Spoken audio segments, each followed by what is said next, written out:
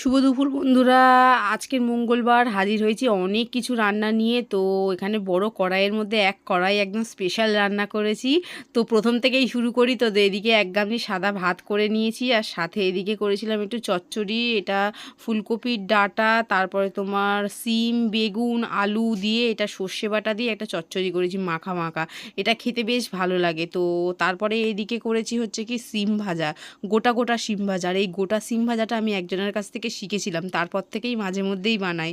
আর সাথে এদিকে করেছি হচ্ছে কি লাল শাক ভাজা। লাল শাকটা পেঁয়াজ রসুন দিয়েছি সোমবারে, আর শুকনো লঙ্কা দিয়ে এটা ভাজা করেছি। লাস্টে একটু মিষ্টিও দিয়েছিলাম, একটু চিনি দিলে খেতে লাগে লাল শাকে, একটু মিষ্টি মিষ্টি বেশ ভালো লাগে। আর এদিকে করেছিলাম পালং পনির। তো পালং পনিরটা ভিডিওর জন্যে ভিডিও করছিলাম, তাই এটা বানিয়েছি। এই যে পনিরগুলো এখন চেনাই যাচ্ছে না, আর এই যে কালারটা কিন্তু খুব সুন্দর এসছে পালং পনিরের। এটা মানে বানিয়ে রাখলাম আর কি, যেহেতু পালং শাকগুলো অনেকগুলো ছিল আর পনির অল্প একটু ছিল, পালং শাকগুলো নষ্ট হয়ে যাচ্ছিলো, তাই এটাকে আজকে করে ফেললাম।